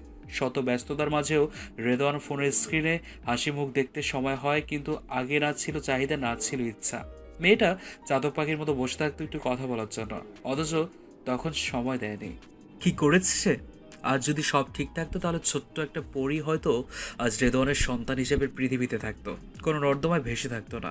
প্রেমটা হয়তো শুধু শারীরিক সম্পর্কে আবদ্ধ ছিল, তাই তো ভালোবাসার প্রমাণ করতে রেদওয়ান যেমন বুকে লোম ত্যাগ দিয়েছিল, তেমনি মেয়েটা সতীত্ব নিয়ে ভালোবাসার প্রমাণ নিয়েছিল। যখন জানতে পারলো মেয়েটার ভিতরে বেড়ে উঠছে তার নিজস্ব সত্তা, নিজ সত্তা, ঠিক তখন ঘিরে ধরলো ব্যস্ততা। শত শত কল মেসেজ দেখেও দেখার সময় হয়নি রেদওয়ানের। যেদিন সব শেষ হয়ে গেল সেদিন থেকে মেয়েটি আর যোগাযোগ করেনি। ভালোবাসার দাবি, অধিকারের দাবি নিয়ে আর আসেনি। রেদওয়ান ফিরেও গিয়েও লাভ হয়নি, কারণ সে এক কথাই বলেছিল, আমি আমার প্রথম সন্তানের খুনিকে কখনো মাফ করতে পারবো না, কখনো না। দিহান 6 মাসের জন্য ছুটিতে আছে। সেদিনের মেন্টাল টেস্টে রেজাল্ট নেগেটিভ এসছে, তাই 6 মাসের জন্য বিরতি দেওয়া হয়েছে। কিন্তু সায়ানের বেশ সাপোর্ট হয়েছে দিহান। যেখানে এদেশে এক মেয়ের জন্য 2 বন্ধুর প্রাণ যায়, সেখানে এক মেয়ের সুন্দর ভবিষ্যতের জন্য দিহান সায়ানকে আগলে রাখছে। বছরখানেক পর আজ 3 বন্ধু আড্ডায় বসেছে। অনামিকাকে বাসায় নিয়ে এসছে। ইফাত আশা করছে খুব দ্রুত সুস্থ হবে। প্যারালাইজড হলেও অনামিকা সব শুনতে, অনুভব করতে পারে। সময় বহমান, পার হয়ে গেল 2 মাস। আজকের দিনের জন্য অতসীর অক্লান্ত পরিশ্রম করেছে, রাত জেগেছে, সব দায়িত্ব পালন করেছে, সায়ানকে সামলেছে, সংসার সামলেছে, সম্পর্কগুলো গুছিয়ে নিয়েছে। কেমন যেমন অতসী সারাদিন কেটে যাচ্ছে সব সামলাতে। আবার আজ শাড়ি পরেছে। সায়ান শাড়ি ছাড়া অতসী দেখতে নারাজ। ইদানিং অবশ্য অভ্যাস হয়েছে। অনামিকার প্রপার কেয়ার, তারপর আবার সবার জন্য রান্না করতে হচ্ছে। রাইমা অতসী আজকে পাক্কা গিন্নি লুকে আছে। সারাদিনে বেশ আড্ডা হলো। ধীরে ধীরে রাইমার সাথে দিহান স্বাভাবিক হয়ে উঠছে। এদিকে আফরিনের সাথেও সব ঠিক। আজ সায়ান অনামিকার বিয়ের 1 বছর পূর্ণ হলো। সায়ানের বন্ধু রাইমা, আফরিন, অনামিকার, অতসীর মা বাবা সবাই আজ এসছে। অতসী আজ সায়ানকে উপহার দেবে, সবাই এসছে। আফরিন আজ ওদের সাথে আড্ডায় মেতে উঠেছে। অতসীর প্রতি কোনো অভিমান নেই তার। সব জানার পর অতসীর কাছে আফরিন নিজে সরি বলেছে। বেলা গড়িয়ে প্রায় সন্ধে। সায়ান অপেক্ষা করছে অতসীর উপহারের জন্য। ধীর পায়ে অতসী অনামিকার রুম থেকে বেরিয়ে আসছে সায়ানের উপহার নিয়ে। অনামিকা সায়ানের উপহার অনামিকাকে নতুন বউয়ের সাজে সাজিয়েছে অতসী। সব থেকে অবাক করা বিষয়, অনামিকা নিজের 2 পায়ে দাঁড়িয়ে বউ সেজে হাসি মুখে এগিয়ে যাচ্ছে সায়ানের দিকে। পুরো বাড়ি জুড়ে অতসীর অনেক স্মৃতি জড়িয়ে আছে। প্রথম যেদিন এ বাসায় এসেছিল তখন কি ভেবেছিল, হ্যাঁ সব পাল্টে যাবে কয়েক মুহূর্তে। এবারে আনাচে কানাচিতে অতসীর বড্ড মায়া পড়েছে। বাগানের প্রতিটি ফুলের টব নিজ হাতে গুছিয়েছে। সায়ান অনামিকার বিবাহিত জীবন যেন সৌরভময়ী হয়ে ওঠে। তিতির পাখিটা ছোট্ট 2 বাচ্চা দিয়েছে। বারান্দায় তিতির পাখির জন্য বানানো ছোট্ট একটা ঘরে খুঁটি পাতিলে পানি রেখে এলো অতসী। বিছানায় তাকাতে মনে পড়লো জ্বরের সময় করা পাগলামোগুলো। সায়ানের জেদ আবদার আজ থেকে খুব মনে পড়বে। কটু হলো সত্য, অতসী সায়ানকে ভালোবেসে ফেলেছে, কিন্তু এটা ভুল। সায়ান অনামিকার আমানত, যা কিছুক্ষণ আগেই অতসী সায়ানকে ফিরিয়ে দিয়েছে। 1 বছর আগে অতসীর জীবনে এই দিনে দিহান ছিল। সময়ের ব্যবধানে কেউ নেই। আজ নিঃস্ব হয়েও পরিপূর্ণ লাগছে নিজেকে, কারণ সায়ানের কাছে অনামিকা বাবার কাছে তার মেয়ের সুস্থ ফিরিয়ে দিতে পেরেছে। সায়ান যখন অনামিকাকে প্রথম দেখলো চুপচাপ দাঁড়িয়েছিল, মুখে কোনো কথা ছিল না। বাবা প্রথমে এসে অনামিকাকে জড়িয়ে ধরে কি কান্নাটাই না করলো। অতসী যখন অনামিকার হাত সায়ানের হাতে দিল, সায়ান খুব শক্ত করে অনামিকার হাত ধরেছে। ছাড়লে এই বুঝি আবার হারিয়ে যাবে। খাবার টেবিলে সবাই আড্ডায় মেতে উঠেছে, সবাই জুটিতে আছে। সেখানে অতসী বদ্ধ বেমানান। আর তাছাড়া কিছুক্ষণ পর বাবা মা চলে যাবে। অতসীকে তো আর রেখে যাওয়া যায় না, তাই বাবা বলেছে তৈরি হতে। বাবা না বললেও অতসী তৈরি হয়েই নিত নিজে নিজেই। মায়ের কাছে বলে আগে অতসী সালোয়ার কামিজ আনিয়েছে, গায়ের শাড়িটা ছেড়ে সালোয়ার কামিজ পরে নিয়েছে। আজ অনেকদিন পরে চুলগুলো বিনুনি করেছে, বা হাতে ঘড়ি, নাকফুল খুলে ছোট্ট একটা নাকফুল পরে নিল। বিলাসিতা করার কোনো উপায় নেই, কারণ কিছুক্ষণ পর থেকে নিজের হাল নিজের ধরতে হবে। ঘরের সবকিছু একবার করে ছুঁয়ে দেখছিল অতসী। বাইরে থেকে হাসির আওয়াজ পাওয়া যাচ্ছে। অপেক্ষা না করে অতসী নিচে চলে এলো। এমনিতেও অনেক সময় হলো। সব সার্ভেন্টসদের সাথে দেখা করে অতসী আড্ডার জায়গায় এসে দাঁড়ালো। বাবা মসজিদে নামাজে গিয়েছে, মা অন্য রুমে রেস্ট করছিল। অতসীকে দেখে রাইমার হাসি হেসে মুখ মলিন হয়ে যায়, কিন্তু অতসীর মুখে হাসি লেগেই আছে। রাইমার মুখ অনুসরণ করে দিহান, ইফাত তাকাতেই ওরাও অতসীকে দেখলো। সায়ান তখনও ব্যস্ত অনামিকার সাথে কথা বলাতে। অতসীর উপস্থিতি বুঝে অনামিকা প্রথমে জিজ্ঞেস করলো, তুই কি আজকেই চলে যাবি? হ্যাঁ। থাক না 2 দিন প্লিজ। আপু 6 মাস হয়েছে এসেছি। তাছাড়া কি? আপু তুই এবার নিজের সংসারের দায়িত্ব নিজে নে। তুই কি সত্যিই চলে যাবি? অনামিকার প্রশ্নের উত্তর আমিনুল সাহেব দিলেন। হ্যাঁ রে মা, আবার কে আসবে ওকে নিতে? অতসীকে উদ্দেশ্য করে বলল, যা তোর মাকে তৈরি হতে বল। অতসী মাথা নেড়ে সম্মতি দিয়ে চলে গেল। রাইমা উঠে আসছিল, দিহান হাত ধরে বলল, কোথায় যাচ্ছ? অতসীর কাছে। কেন? কথা বলতে। পরেও তো বলা যায় নাকি? আড্ডা থেকে উঠলে সবাই কি মনে করবে? দিহানের কথার কোনো জবাব দিল না রাইমা। চুপচাপ আবার আড্ডায় মেতে উঠল। অতসী যাওয়ার জন্য মোটামুটি প্রস্তুত, কিন্তু কোথাও একটা কষ্ট হচ্ছে। অতসী জানতো এমন হবে, তবু কেন এমন কষ্ট হচ্ছে? কেন? ইফাত, আরেফিন, রাইমা, দিহান সবাই চুপ। অতসী হেসে সবার থেকে বিদায় নিয়ে মায়ের হাত ধরে বেরিয়ে আসছিল। হঠাৎ সায়ানের ডাকে সবাই পেছনে তাকালো। অতসী রুমে যাও। সায়ানের কথার জবাব অনামিকে দিল। চলে যাওয়ার সময় এভাবে পিছন ডাকতে নেই, যেতে দাও। অনামিকা, তোমাকে আমার কিছু জানানোর আছে, কিন্তু তার আগে তুমি প্লিজ চুপ থাকবে। অতসী, আমি কিছু বলেছি, রুমে যাও। ওর দায়িত্ব এখানেই শেষ, ওকে আমার সাথে যেতে দাও, জেদ করো না। নির্লিপ্ত কণ্ঠে উত্তর আমিনুল সাহেবের। অতসী, আমি কি বলেছি কানে যাচ্ছে না? আমি চলে যাব মিস্টার মাহমুদ। সায়ান এতক্ষণ চুপ থাকলেও রেগে এগিয়ে যাচ্ছিল অতসীর দিকে। এটা দেখে অতসী মায়ের হাত আরো শক্ত করে ধরে। সায়ান টান দিয়ে হাত ছাড়িয়ে কাঁধে উঠিয়ে সিঁড়ির দিকে পা বাড়ালো। ঘটনা আকস্মিকতায় সবাই চুপ। রুমে নিয়ে এসে অতসীকে সায়ান বিছানায় ফেলে দেয়। এক হাতে ওর হাত বিছানায় আঁকড়ে ধরে, অন্য হাতে অতসীর দুগাল চেপে ধরেছে। বলেছিলাম না যা ইচ্ছা করো, কিন্তু ছেড়ে যাওয়ার কথা চিন্তা করবে না। সাহস কি করে হয় তোমার? এত সাহস কে জুগিয়েছে? মরার শখ জেগেছে? তুমি কি চাইছো আমি তোমাকে মেরে নিজে মরে যাই? আর এসব কি বলেছো? বেনুনি কেন করেছো? কথাগুলো বলতে বলতে সায়ান অতসীকে টেনে তুলে উঠিয়ে বসায়। এলোপাতাড়ি টেনে অতসীর বেনুনি খুলে ফেললো। অতসী ব্যথায় সায়ানকে ধাক্কা দিতে চাইলে সায়ান আরো জোরে চুল টানতে থাকে। ওড়নায় হাত দিতেই অতসী বাধা দেয়। কে শোনে কার কথা? টান দিয়ে ওড়না সরাতেই সেফটি পিন লাগানো অংশ ছিঁড়ে আসে। অতসী তাকিয়ে দেখে সায়ানকে ধাক্কা মেরে সরিয়ে চিৎকার করে বলে ওঠে, আপনি সাইকো মিস্টার মাহমুদ, আপনি সত্যি একটা সাইকো। অতসীর এক কথায় সায়ান এগিয়ে গিয়ে অতসীর কামিজের পেছনের দিকটা টন দিয়ে ছিঁড়ে ফেলে। এটা কি পরেছিস তুই? শাড়ি কেন চেঞ্জ করেছিস? এত কোথায় পেলি? শাড়ি পরিস নাই কেন? না করেছিলাম না এসব পরতে? অতসীর দু হাত পেছনের দিকে নিয়ে এক হাত দিয়ে চেপে ধরেছে, অন্য হাতে অতসীর চুলের মুঠি ধরে বলল, আমার ভালোবাসার গভীরতা তুই ভাবতেও পারবি না। তোর জন্য আমাকে যদি কাউকে মারতে হয় আমি মারবো, নিজে মরতে হলেও আমি মরবো, কিন্তু তোকে আমি ছাড়বো না। আমি সবার মতো না, আমি সায়ান মাহমুদ। 8-10টা ছেলের মতো আমি ভালোবাসা ত্যাগ দিয়ে মহান আমি সাজবো না। আমি মহান বাহিরে সাজবো, ঘরে না। আমার ভালোবাসা আমি ছিনিয়েই নিব, এটা আমি খুব ভালোভাবে করতে জানি। শাড়ি কি তুই নিজে চেঞ্জ করবি নাকি আমি পরাবো? ওয়ারড্রোব থেকে শাড়ি ব্যতীত বাকি কাপড় দিয়ে ওয়াশরুমে পাঠিয়ে দিল। 5 মিনিট না হতেই ওয়াশরুমের দরজায় কড়া নাড়ছে সায়ান। অতসী চুপচাপ এসে সায়ানের সামনে দাঁড়ালো। সায়ান খুব যত্ন করে অতসীকে শাড়ি পরিয়ে দিল। অতসীর শরীর থেকে টাওয়াল ফেলে দিয়ে আঁচল উঠিয়ে দিয়ে খুব যত্ন করে চুলগুলো ঠিক করে দিল। অতসী নিজে হাতে খোপা করলো। সায়ান ড্রয়ার থেকে নাকফুল, চুড়ি, চেইন সব বের করে নিজে হাতে পরিয়ে দিল। অতসীকে নিজের সামনে দাঁড় করিয়ে খুব গভীরভাবে কপালে একটা আবেগী চুমু দিল সায়ান। আদো আদো কান্না মিশ্রিত কণ্ঠে সায়ান বলল, তোমার ভালোবাসা যদি আমাকে হিংস্র করে তুলে তবে আমি তোমার জন্য হিংস্র হব, স্বার্থপর হব, কিন্তু আমি তোমাকে ছাড়বো না। না হলে আমি মরে যাব, কিন্তু আমি বাঁচতে চাই শুধু তোমার সাথে। তোমাকে কেউ স্পর্শ করুক এটা আমি চিন্তাও করতে পারি না। তুমি যদি চলে যেতেই চাও তাহলে প্লিজ আমাকে একেবারে মেরে তারপর যাও, না হলে আমার থেকে নিজেকে আলাদা করো না। 7 মিনিটে 3টে সিগারেট শেষ করেছে দিহান। ভয়, টেনশন একটাই, সায়ান আবার বেশি রাগ করে অতসীর কোনো ক্ষতি না করলেই হলো। সব আগে থেকে প্ল্যান ছিল। অনামিকা যেহেতু সুস্থ হয়েছে সবাই ওর সাথে স্বাভাবিক আচরণ করবে, তাই তো অনামিকার সাথে এত ভালো ব্যবহার না হলে দিহান আগেই এই মেয়েকে উপযুক্ত শাস্তি দিয়ে দিত। ইবাদের স্পর্শে পেছনে ফিরে দিহান, উপরে চল, সায়ানের সাথে কথা বলা দরকার অনামিকার স্বাস্থ্যের জন্য। কিন্তু এটা ইবাদের কথা শেষ হতে না হতেই দিহান বলল, সব সময় বন্দুক অতসীর কাঁধে রেখে কেন চালাতে হবে? তুই কি দেখিস নি লেডির কতটা কষ্ট হচ্ছিল? আমি জানি, কিন্তু আমরা নিরুপায়। অনামিকার সুস্থ থাকা প্রয়োজন, না হলে সত্য জানবো কি করে? সায়ান চুপচাপ অতসীর সামনে বসে আছে। রাগ অনেকটা কমে গেলেও অতসীর হাত খুব শক্ত করে ধরে রেখেছে। বা পায়ের বৃদ্ধাঙ্গুলি দিয়ে ফ্লোরে অনবরত আঘাত করছিল অতসী। সায়ানের দৃষ্টি সেদিকে। হঠাৎ অতসীর বৃদ্ধাঙ্গুলির নখ কটাস করে ভেঙে গেল।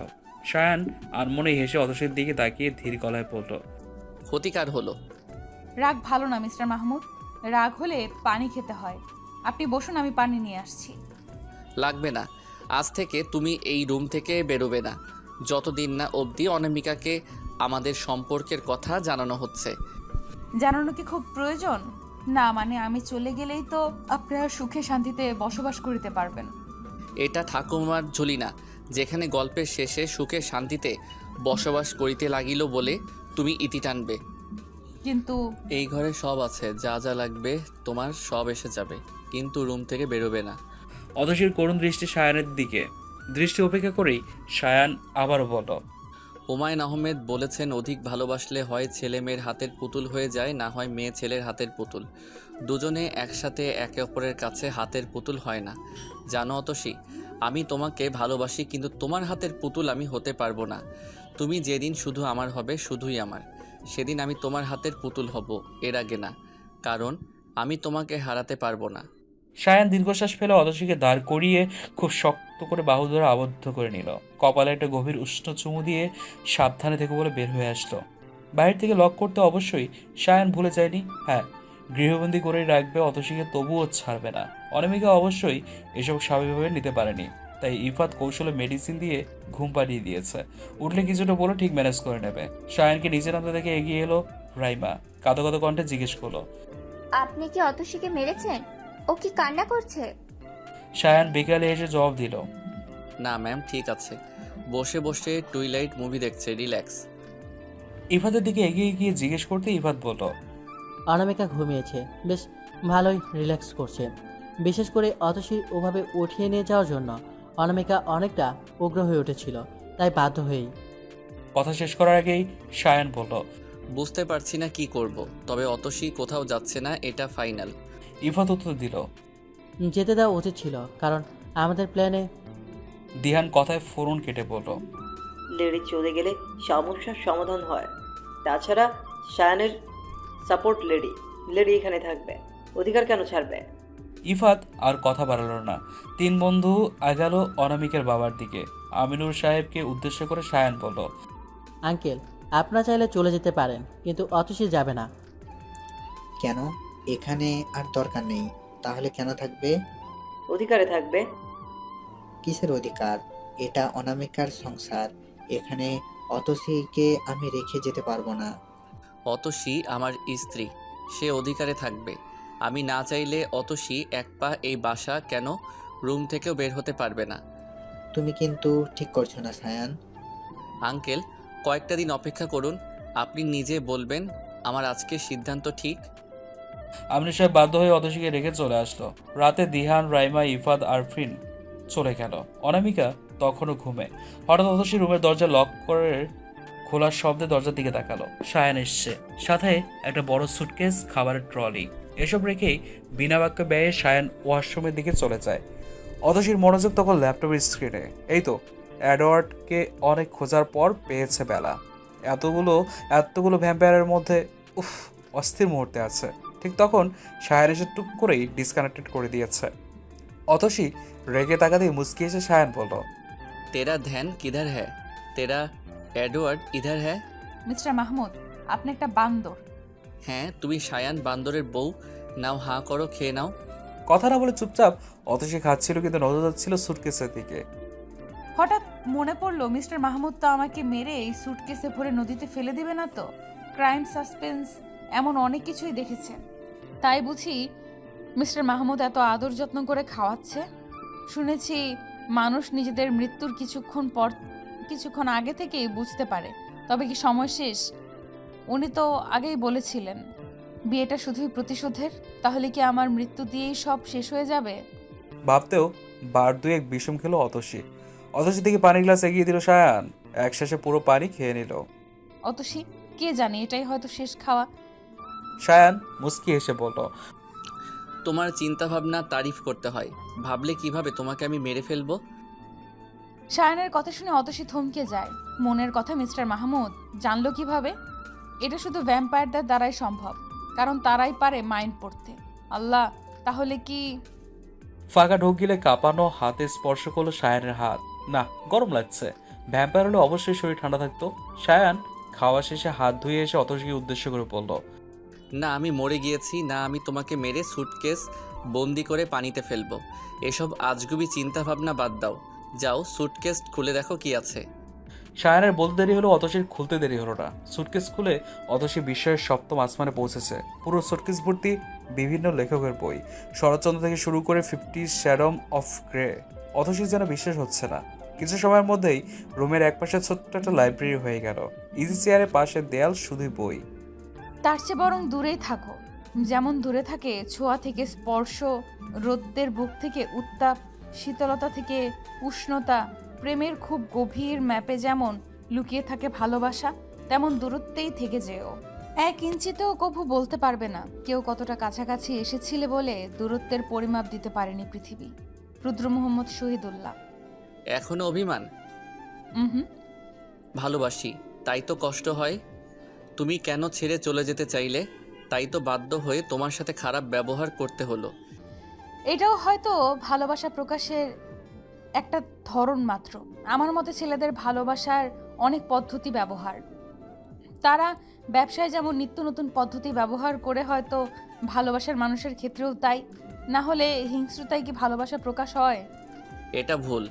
ভালোবাসা মানুষকে হিংস্র কেন, খুনি অবধি বানিয়ে দিতে পারে। নির্ভর করে সামনের ব্যক্তিকে কতটা ভালোবাসো। আচ্ছা, কিছু কথা বলবো, হয়তো তুমি বুঝতে পারবে। রোম্যান্স আর ইন্টিমেন্সির মধ্যে পার্থক্য জানো?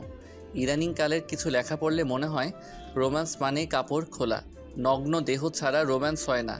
যদি এমনটা হতো তাহলে ধর্ষণ ও রোম্যান্সের কাতারেই পড়তো। আজকাল মানুষ ভুলেই গিয়েছে চোখে চোখ রেখে হাতে হাত ধরে কিংবা প্রেয়সীর চুলে হাতের চুড়িতে রোম্যান্স খুঁজে পাওয়া যায়, নাকি প্রেয়সীর নাভির গভীরতা পরিমাপে কিংবা তার দেহাকৃতির অঙ্গভঙ্গিতে। হ্যাঁ, শারীরিক চাহিদা অবশ্যই গুরুত্বপূর্ণ, তবে বাসর রাতে কী হয় এটা তো আর বলে বেড়ানোর কথা না। মানুষ বুঝে ভাই, কিন্তু একদল মানুষ এটা নিয়েও কটূক্তি করবে, কারণ তাদের চোখে নিজের মতবাদ সঠিক। অন্য সবাইকে এরা মানুষ মনে করে না। অন্যকে ছোট করে এরা যা আনন্দ পায়, হয়তো এই আনন্দ এদের একদিন কাল হয়ে দাঁড়ায়। প্রকৃতি নিয়ম প্রতিশোধ নেওয়া তুমি ছেড়ে দিলেও প্রকৃতি ছাড়বে না, কারণ কার্মা ইজ এ বিচ। তুমি হয়তো বলবে আজ সন্ধেবেলা আমি যা করেছি তা কি, সেটা আমার হিংস্রতা ছিল। ভালোবাসা মাঝে মধ্যে মানুষকে হিংস্র করে তোলে, কিন্তু আমার কোনো আফসোস নেই। তোমার জন্য আমি যেমন হিংস্র, স্বার্থপর, ঠিক তেমন আমার ভালোবাসায় তোমাকে সিক্ত করতেও সবসময় প্রস্তুত। অতসীর কবিতা আবৃত্তি করার সায়ানকে মুগ্ধ করে। আজ ব্যতিক্রম হয়নি। কালো সবুজ রঙের শাড়ি, হাত খোপা এসব যেন বারবার বাধ্য করে প্রেমে পড়তে। ইদানিং সিগারেটের নেশা হয় না যতটা হয় অতসীর কথায়। ইজি চেয়ারে বসে নিজের কাছে নিয়ে আসে। অতসীর চুলে হাত বুলোতে বুলোতে সায়ান জিজ্ঞেস করলো। অতসী ড্যাব ড্যাব করে তাকিয়ে আছে। সব থেকে রহস্যময় চরিত্র তো সায়ান, কিন্তু এখন যা বললো সব মাথার উপর দিয়ে গেছে। কি বুঝালো মিস্টার মাহমুদ? কিন্তু এখন প্রচন্ড ঘুম পাচ্ছে, তাই তো কথা না বাড়িয়ে অতসী চুপচাপ বিছানায় গাটা এলিয়ে দিল। এভাবেই দেখতে দেখতে কেটে গেল প্রায় 2 সপ্তাহ। এই 2 সপ্তাহে অতসী একবারের জন্য রুম থেকে বাইরে যায়নি। পুরো সংসার সাজিয়েছে এই রুমেই। সারাদিন কেটে যায় অনলাইনে কাজ করে, না হয় বই পড়ে। সময় মতো খাবার চলে আসে রুমে। তিতির পাখি, বারান্দার ছোট্ট বাগান, এসব অতসীর সাথে। সায়ান অফিস থেকে এসেই প্রথমে অতসীর কাছে আসবে, কিছুক্ষণ থেকে অনামিকের কাছে চলে যায়।